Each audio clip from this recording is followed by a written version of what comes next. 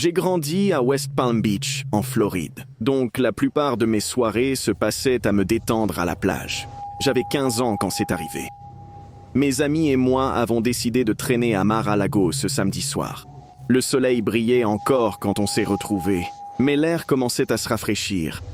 On était 6, moi, mon pote Jake, et 4 autres de l'école, dont 2 filles, Emma et Sophia, et 2 autres gars. On était en plein match de volley quand cette femme bizarre d'âge moyen a commencé à traîner dans le coin. Elle avait la quarantaine, blonde, portait des vêtements super chers et des lunettes de soleil, même si le soleil se couchait. On l'a ignorée, pensant que c'était juste une touriste, jusqu'à ce qu'après 10 minutes, elle s'approche en souriant. « Salut les jeunes. » Belle soirée, non? On a tous hoché la tête. Personne n'a dit grand-chose à cause du danger des inconnus et tout ça. La femme s'est assise dans le sable près de nous et a commencé à discuter. Elle a dit qu'elle s'appelait Patty et qu'elle habitait dans le coin. Elle a demandé si on habitait dans le coin et où on allait à l'école. Ces questions semblaient innocentes, mais quelque chose clochait chez elle, surtout sa façon de regarder Emma et Sophia. Tu sais, je travaille pour quelqu'un d'assez important. Il possède une île privée juste au large de la côte. Il organise une fête ce soir avec des jeunes comme vous, musique et bouffe, vraiment exclusif. Je l'ai ignoré, mais Emma et Sophia ont tendu l'oreille. Une fête? Ouais, mon patron adore rencontrer de nouvelles personnes, surtout des jeunes intelligents et attirants. Elle a souri aux filles. Je pourrais vous y emmener, on a un bateau qui attend. Mon estomac s'est noué. On peut pas. J'ai un couvre-feu et je dois rentrer bientôt. Le sourire de la femme s'est crispé. Il est encore tôt. Juste 1 heure ou 2. Non, je dois vraiment y aller. J'ai regardé mes amis. On doit tous y aller, pas vrai? Jake a hoché la tête et les autres gars ont acquiescé, mais Emma et Sophia chuchotaient entre elles en rigolant. Ça a l'air louche, je leur ai dit. Partir avec une inconnue sur une île? Allez. La femme s'est levée. C'est pas louche. C'est une opportunité. Mon patron est très connecté et pourrait changer vos vies. Elle m'a regardé. Tu devrais venir voir quelque chose d'intéressant avant de juger. Je vais bien. Marche avec moi 1 seconde. Je vais te montrer le bateau et prouver qu'il est réel. Je ne sais pas pourquoi j'y suis allé. Peut-être pour prouver aux filles que c'était une arnaque, ou peut-être juste par curiosité, mais je l'ai suivi loin du groupe et sur la plage vers la zone plus calme. Dès que nous étions hors de portée d'oreille, elle m'a attrapé. Sa main s'est refermée sur ma gorge alors qu'elle me plaquait contre la digue. Le béton m'a écorché le dos et j'avais du mal à respirer. « Écoute-moi, espèce de petit con. » Sa voix était froide et féroce. « Ne gêne plus mes plans. Tu comprends? » J'ai essayé de parler mais je ne pouvais faire que des bruits d'étouffement. Ces filles viennent avec moi. Tu rentres chez toi et si tu dis ça à quelqu'un, je te suis. Elle a lâché prise et j'ai aspiré mon air en me mettant à crier. Elle m'a fait taire avec un coup de poing au visage. Mon nez a explosé de sang partout et une douleur comme je n'en avais jamais ressenti. Je suis tombé à genoux pendant qu'elle s'éloignait et disparaissait au coin de la rue. Jake m'a trouvé quelques minutes plus tard, saignant et en pleurs. Il m'a aidé à me relever et m'a demandé ce qui s'était passé. Je lui ai tout raconté. On est retourné où était le groupe, mais Emma et Sophia étaient déjà parties. Les autres ont dit qu'elles étaient reparties avec la femme vers la marina, qu'elles reviendraient dans 2 heures. Jake a appelé la police. Je saignais encore en essayant d'expliquer quand un flic est arrivé, a pris nos dépositions et appelé des renforts. Ils ont fouillé la marina, mais n'ont trouvé ni les filles ni la femme. Emma et Sophia ne sont pas rentrées cette nuit-là. La police a enquêté, lancé des alertes et vérifié les caméras de sécurité. Ils ont trouvé des images des filles montant dans un bateau blanc avec la femme. Le bateau a disparu dans l'Atlantique. Le temps passait, mais il n'y avait aucune trace d'elle. Leurs parents ont tout essayé. La communauté a aidé avec des affiches de personnes disparues. Les gens ont même pleuré et supplié aux infos, mais rien n'en est sorti. Finalement, l'affaire s'est refroidie jusqu'en 2019, quand Jeffrey Epstein a été arrêté. La chaîne d'infos a montré des photos de ses complices qui l'avaient aidé et recruté pour lui. Parmi eux se trouvait la femme de la plage. Son vrai nom était Sarah Kensington et elle était une des recruteuses d'Epstein. Elle amenait des filles sur son île depuis des années. J'ai appelé le FBI immédiatement et leur ai tout raconté. Ils savaient déjà pour elle et ont dit qu'elle avait fui le pays quand Epstein a été arrêté. Elle se cachait quelque part en Europe et Interpol la cherchait mais ne l'avait pas trouvée. Ils ont confirmé qu'Emma et Sophia étaient sans doute parmi ses victimes, probablement emmenées sur son île pour ne jamais revenir. Je suis père d'une fille maintenant.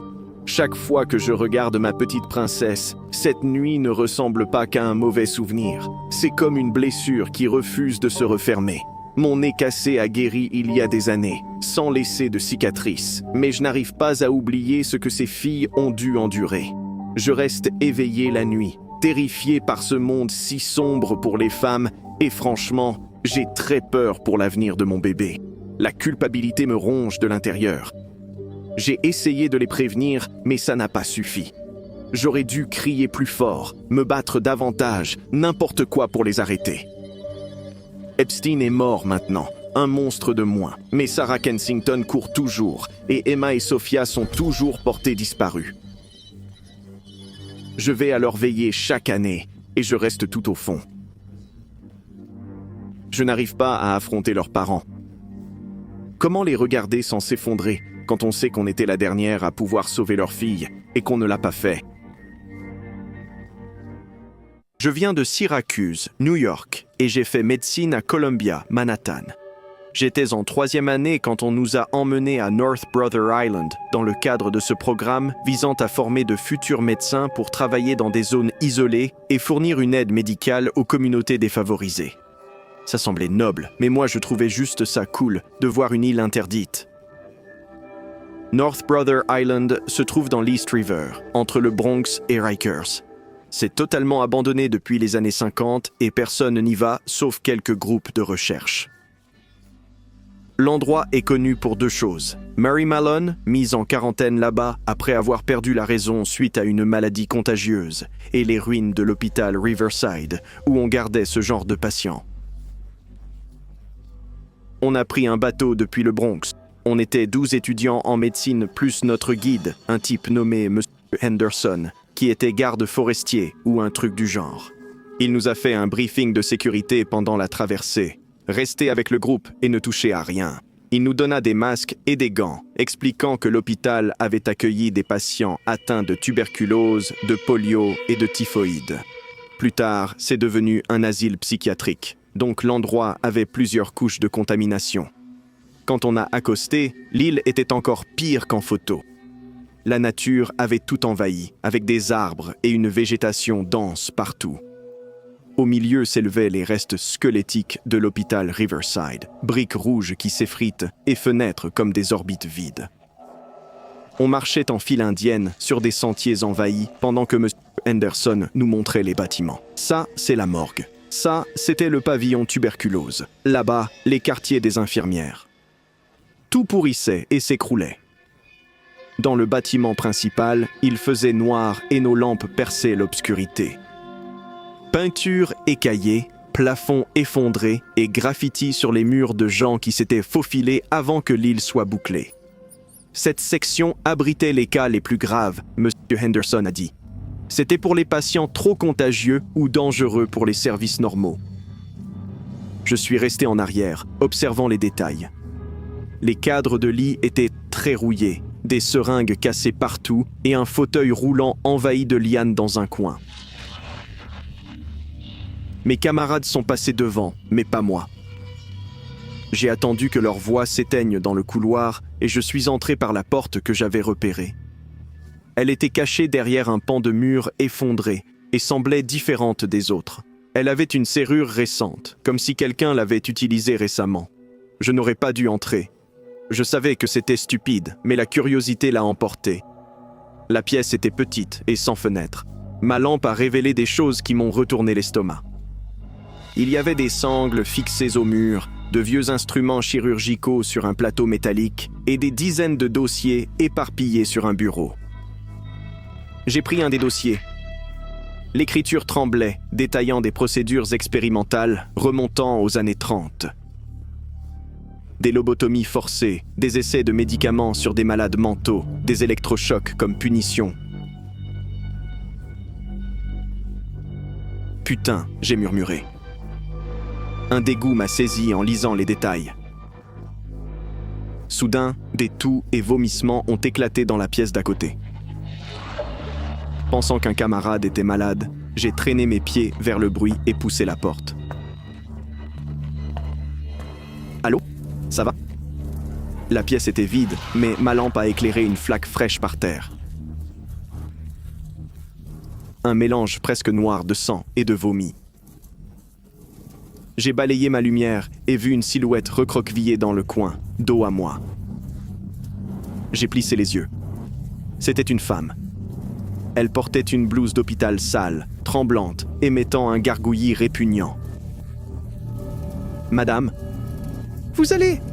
Elle s'est retournée, et les mots sont morts dans ma gorge. Sa mâchoire était ouverte, mais pas comme une bouche normale. On aurait dit qu'elle avait failli être arrachée à son visage, suspendue par des fils de tissu où le sang coulait. Ses yeux étaient grands ouverts et fixés. J'ai crié, reculé en trébuchant et heurté le mur. Elle a commencé à avancer vers moi, rampant avec cette mâchoire cassée, se balançant. Je suis retourné en courant à travers la salle expérimentale et dans le couloir, à l'aveugle. « Au secours! Quelqu'un, aidez-moi! Que s'est-il passé? Il y a quelqu'un là-dedans! Une femme! Elle s'est blessée au visage! Quelle femme? Où? Je les ai ramenés! Nous avons trouvé la salle expérimentale avec les dossiers et les instruments, mais la pièce suivante était vide. Le sol était sec, sans flaque ni sang en vue. Je l'ai vu. Je te jure, sa mâchoire était... Dieu, le visage de Henderson était pâle. Cette île est complètement restreinte. Il n'y a personne d'autre ici. Mais j'ai vu... Tu n'as rien vu. Sa voix était ferme. Allons-y. La porte est finie. Nous sommes retournés au bateau en silence. Personne ne m'a regardé. Je me sentais folle, mais je savais ce que j'avais vu. En quittant le quai, j'ai senti des regards posés sur moi. J'ai regardé l'hôpital et me suis figé. Elle était là, debout sur le toit 4 étages plus haut dans sa robe blanche, flottant au vent. Elle regardait notre bateau partir. J'ai attrapé l'élève à côté de moi. « Regarde, sur le toit !» Quand elle s'est retournée, la silhouette avait disparu. On est retourné à l'école et la vie a continué. Mais je ne pouvais pas l'oublier ni m'empêcher de chercher l'histoire de l'hôpital. Dans les recoins sombres d'Internet, j'ai trouvé des sites affirmant que l'endroit avait mené des expériences non autorisées dans les années 40 et 50. De nombreux patients sont morts suite à des procédures ratées. Parmi eux se trouvaient des femmes soumises à des essais chirurgicaux sans consentement. Un cas concernait une patiente dont la mâchoire avait été brisée chirurgicalement dans une procédure ratée pour traiter une maladie mentale. Ça m'a rappelé le visage qui m'empêche encore de dormir la nuit. Je ne sais pas si ce que j'ai lu est vrai, mais je sais que je ne remettrai jamais les pieds sur cette île. J'avais économisé 2 ans pour mon premier voyage solo à 24 ans.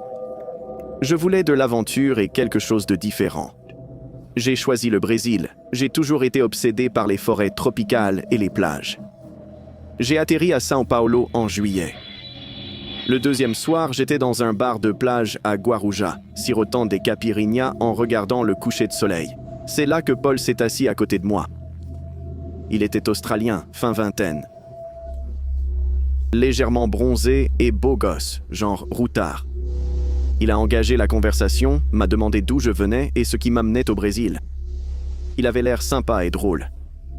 Il disait voyager en Amérique du Sud depuis 6 mois et connaître les meilleurs coins, dont des plages cachées que les touristes ne trouvent jamais. Certaines ont la meilleure cuisine authentique. On a passé la soirée ensemble à marcher le long de la plage. Il m'a montré un resto de fruits de mer incroyable où on parlait à peine anglais et je me sentais vivre le vrai Brésil. Quand on s'est dit au revoir, il m'a demandé si je voulais faire un truc spécial le lendemain. Comme quoi? Découvrir le cœur du Brésil? J'ai des contacts? et je peux t'arranger une excursion en bateau exclusive vers une île mystérieuse rarement visitée. C'est du sérieux. J'aurais dû me méfier, mais j'avais 24 ans, j'étais stupide et je pensais que c'était exactement le genre d'aventure que je cherchais. Le lendemain matin, je l'ai retrouvé sur le rivage comme prévu, mais dès que j'ai vu le truc, mon sourire s'est évanoui. Paul se tenait à côté d'un type du coin à l'air louche qui devait avoir la cinquantaine. Il était couvert de tatouages et au lieu d'un bateau de tourisme, c'était un vieux rafiot de pêche qui semblait à peine tenir la mer. « Voici Miguel », dit Paul en faisant signe. « Notre marin pour la journée. Je croyais que c'était une visite exclusive. » Ça l'est. C'est pour ça qu'on a besoin du bateau de Miguel. L'île n'est sur aucun circuit officiel, donc pas de transport normal disponible. Tous mes instincts me disaient de partir, mais Paul grimpait déjà à bord, souriant, me tendant la main. Je suis monté et le bateau s'est éloigné du rivage. Paul n'arrêtait pas de bavarder pendant que Miguel se concentrait sur la navigation. Paul montrait des points de repère en parlant de la côte, mais on s'éloignait de plus en plus de la terre. Les plages ont disparu jusqu'à ce qu'il ne reste que l'océan. « On va où exactement ?» Paul a souri en montrant une petite île rocheuse qui sortait de l'eau. « Isla de Quemada Grande. Tu connais ?» Mon estomac s'est serré. « L'île aux serpents, tu connais ?» Il a applaudi, tout excité. « Plutôt cool, non ?» L'île la plus dangereuse au monde. Il y a des milliers de vipères dorées parmi les serpents les plus mortels du Brésil. C'est interdit d'y aller. La marine brésilienne, les patrouilles sont rares. Tout ira bien, Kat. Il a passé son bras autour de moi. J'ai essayé de m'écarter, mais il m'a serré plus fort. Le bateau s'arrêta à une 50aine de mètres de l'île, assez près pour voir la jungle dense et le rivage rocheux. Je m'étais renseigné sur cet endroit en ligne. Les histoires parlaient toutes d'une quantité folle de serpents, 1 par mètre carré, avec un venin si fort qu'il vous fait saigner à l'intérieur, bloque vos reins et vous tue en quelques heures. On devrait rentrer. Détends-toi. Paul sourit en coin. Ses yeux étaient rivés sur mon visage alors qu'il s'approchait. « Hé, Catherine, ça te dirait si on ne revenait jamais ?»« Quoi ?» Il éclata de rire comme s'il venait d'entendre la blague la plus drôle, tandis que mon cœur battait la chamade. Je plaisante. Mais sérieusement, t'es loin de chez toi et personne sait que t'es là. Ramène-moi. Maintenant. Pas avant d'avoir fini. Sur ce, il m'attrapa le visage et essaya de m'embrasser. Je l'ai repoussé et giflé fort. Son expression s'assombrit instantanément. Le sourire disparut et ses yeux se glacèrent. Grosse putain d'erreur. Il m'attrapa les épaules et je paniquais complètement, essayant de m'échapper. Mais il était bien trop fort. Paul m'a poussé si fort que j'ai basculé par-dessus bord dans l'eau salée glaciale. Miguel n'a même pas scié. J'ai fini par refaire surface, toussant et crachant. Le bateau s'éloignait déjà. Paul était penché par-dessus bord. Bonne chance avec les serpents. J'ai essayé de nager vers eux, mais impossible. Le courant était trop fort. Quand le bateau a disparu, je me suis tourné vers l'île. Elle était à 40 mètres, couverte de serpents. Je ne pouvais pas y nager, je mourrais de toute façon. Les vagues me poussaient sous l'eau, mais je continuais à lutter. Mes bras brûlaient et j'avais avalé une quantité folle d'eau. Soudain, j'ai entendu un moteur différent de celui du bateau de Miguel. Je me suis redressé et j'ai vu un patrouilleur avec un drapeau brésilien. J'ai nagé plus fort jusqu'à ce que l'un d'eux me remarque. Quand ils m'ont sorti de l'eau, je tremblais tellement que je ne pouvais pas parler. J'ai quand même montré l'île et la direction du bateau de Paul. Ils ont cherché pendant des heures sans rien trouver. Paul et Miguel avaient disparu. L'agent de patrouille m'a ramené à terre et a appelé la police. Je leur ai donné tout ce dont je me souvenais. La police brésilienne a retrouvé le bar et des témoins qui nous avaient vus ensemble, mais Paul avait disparu. Il a probablement utilisé un faux nom et une fausse identité. Les autorités pensent qu'il avait déjà fait ça avant. Je suis rentré chez moi le lendemain. Je ne pouvais pas rester au Brésil et je ne pouvais même pas regarder l'océan. J'ai 25 ans maintenant et je suis toujours à Toronto. Je n'ai pas voyagé depuis et je n'arrive pas à faire confiance à qui que ce soit. Parfois, je pense à quel point j'ai failli mourir. J'étais à seulement 40 mètres de l'île la plus dangereuse du monde. Si cette patrouille n'était pas arrivée, je me serais noyé ou j'aurais atteint la rive et me serais fait mordre. Dans tous les cas, je serais morte et Paul s'en serait sorti. Je me demande combien d'autres il y a eu et combien de femmes n'ont pas eu ma chance. Combien de corps au fond de cet océan ou, pire, sur cette île à nourrir les serpents.